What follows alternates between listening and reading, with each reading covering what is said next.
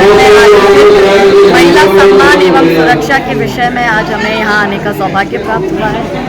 हमें बहुत ही हर्ष की अनुभूति हो रही है कि ये पहला हमारा उड़ीसा का प्रवास है और उसमें भी हमें पहला आयोजन बरगढ़ में हुआ और उसमें आने का हमें सौभाग्य प्राप्त हुआ। गणपति जी के पवित्र दिवस के दिनों में हम उड़ीसा की 4 दिवस की यात्रा पर है और 4 दिवस हमारे प्रवास रहने वाले हैं। आज हमारा बरगढ़ में आयोजन था, कल जरसुगड़ा में है और परसों संबलपुर में है। सभी जगह विषय जो है वो हमारा लव जिहाद, भूमि अतिक्रमण, धर्मांतरण और वक्फ बोर्ड से रिलेटेड जो कायदा सरकार अमेंडमेंट लाने के लिए पब्लिक से अपील कर रही है कि आप हमें सजेशन दे दो, उस विषय में भी आज हमने सजेशन देने के लिए लोगों को कहा है ज़्यादा से ज़्यादा ईमेल करें क्योंकि आज अंतिम तारीख है। और हमने महिलाओं को लव जिहाद के विषय में भी इनके षड्यंत्र और इनसे बचने के उपायों पर भी चर्चा की है। आशा करते हैं कि बरगढ़ की जो नारी शक्ति है वो अपने रौद्र रूप में आएगी, शक्ति स्वरूपा बनेगी और ये नर पिशाची नर भक्षी भेड़िए जो है, जो समाज में अब्दुल और आफ्ताब के रूप में बैठे हैं और हमारी श्रद्धा और निकिता की जो हत्या कर रहे हैं, उसमें हमारी बहनें खुद महिला शक्ति दिखाकर महिला सम्मान और सुरक्षा के अंतर्गत बहन बेटियों की रक्षा हेतु आगे आएगी।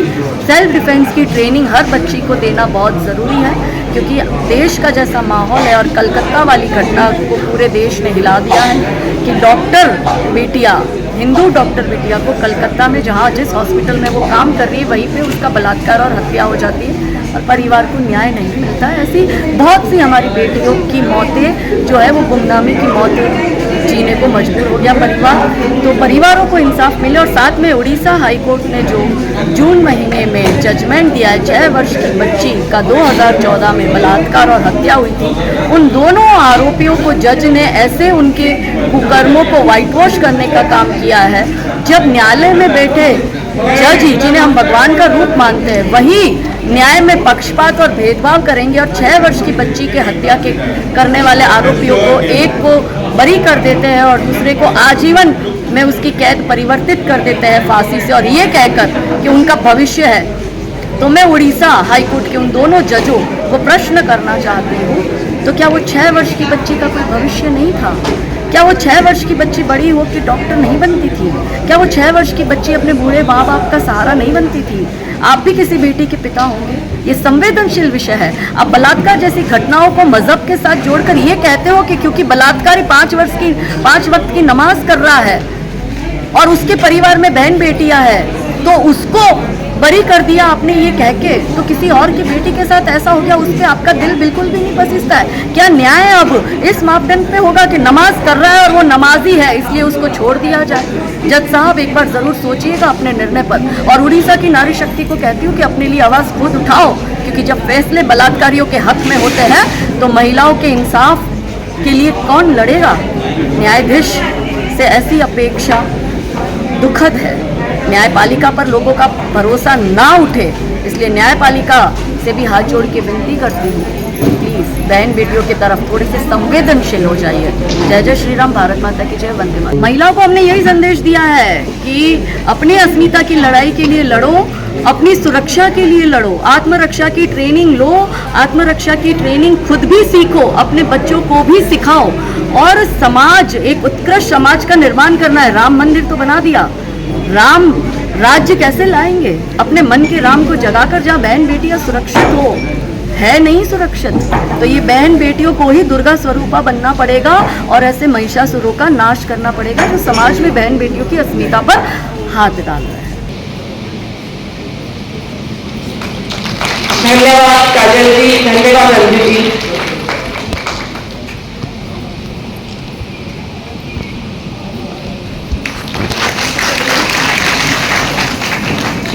मैं प्रीति अग्रवाल बरगढ़ से, काजल हिंदुस्तानी दीदी हमारे बरगढ़ आई, उनका स्पीच सुन के हमको बहुत ही ज़्यादा ऊर्जा प्राप्त हुआ और हमें बहुत ही ज़्यादा प्रेरणा मिली। हमको काम दिया है अपने हिंदू लोगों को घर में हर काम अपने घर में से ही करो और अपनी बच्चियों को अच्छे से रखें और उनको सख्ती से शिक्षा दें। तो जब मेरी बात में मैं आएगा तो समझिएगा कि मैं आपकी बात कर रही हूँ, यहाँ उपस्थित समस्त माताओं बहनों की बात कर रही हूँ, इस सभागार में उपस्थित प्रत्येक हिंदू की बात कर रही हूँ।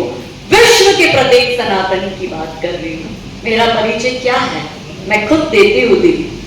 आप कवि है, इन कुछ तो हम भी सीखे आप जैसे कवियों से ही कि कौन हूं मैं, कि प्रणाम मैं हिंदू हूं। फिर से कह रही हूं, मैं आएगा तो समझना आपकी बात कर रही हूं। हम अस्तित्व में है ही नहीं, आप लोग हैं। कि प्रणाम मैं हिंदू हूं, हिंदू का परिचय दे रही हूं। रुद्राक्ष की माला मैं भी मैं हूं, कृपाण कटार और भाला मैं भी मैं हूं, श्वेत भी हूं और शुद्ध भी मैं हूं, विरुद्ध हो मेरे तो युद्ध भी मैं हूं, इतिहास में बहा आंसू और खून भी मैं हूं, अब जो कह के मिलेगा वो सुकून भी मैं हूं, कि इस धरती का मैं केंद्र बिंदु हूं। प्रणाम मैं हिंदू हूं। मो ना संघमित्रा पटेल, मुई जड़े छोटिया समाजसेवी बरगढ़ आज आमर विजु पट्टनायक हॉल के काजल हिंदुस्तानी आसी आउर सांगे आमे समस्ते मिसिक बहुत गर्वित अनुभव करुचु। आ सबु नारी मांगे जहाँ भी कही गले कथाटा से रखबे बोल मुई बरगढ़वासी जिते भी नारी मैंने आसते मुझे अनुरोध कर कथा रखबे आगे बढ़े आमर शक्ति है माने बरगढ़ लगी बरगढ़वासी लगी आम गर्वित से आसी जे महिला मानक से कहीचन जे आम सब बेले हिंदू मानकनु सबु जिनस करमा। फास्ट कहले बहुत बढ़िया बढ़िया कथा कहले जेनटा कि आमर माँ मैंने सचेतन होबार कथा। आम सिलाई रु आरंभ करी आमे सबु जिनस हिंदू मानकनु करबार कथा ई जिनस सचेतन देकर गले। घर माने गुरस पालारू स्टार्ट करी आमर राशन सामान रु स्टार्ट करी बहुत बढ़िया बढ़िया जिनस कही गले। सेटा तो मुई तांकर पाखे बखाणी माने तांकर जिनस मुई बखाणी ना पारे एते बढ़िया जिनस कही गले। आमे तांको आमे आमर दायित्व बोलिक आमे भाबुछु बरगढ़वासी।